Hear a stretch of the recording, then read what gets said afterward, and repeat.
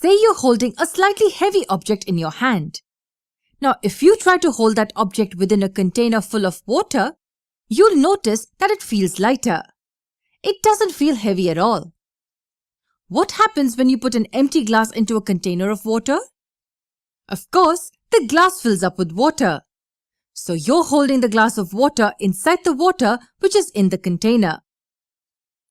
And now, when you try to take the glass outside the water, what do you notice? Yes, the glass feels heavier when it's outside the fluid. And the same glass full of water felt light when it was placed inside the fluid. And that brings us to the concept of buoyancy. What happens when an object is placed inside a fluid? As we'd seen in the previous video, the fluid pressure increases with depth.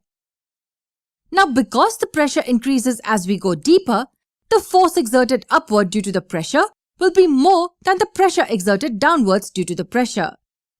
So the force exerted on the bottom of the object due to pressure will be more than the force exerted on the top. So this net upward force exerted on objects submerged in fluids is called the buoyant force. You can test this with a tightly closed empty plastic bottle and a container of water. If you drop the bottle on the fluid, you will see that it will float. That's because the fluid is applying an upward force on the bottle.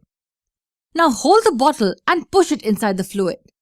You'd notice that the bottle is also exerting an upward force on your hand. If you leave the bottle, you'll see that the bottle will come up to the surface on its own.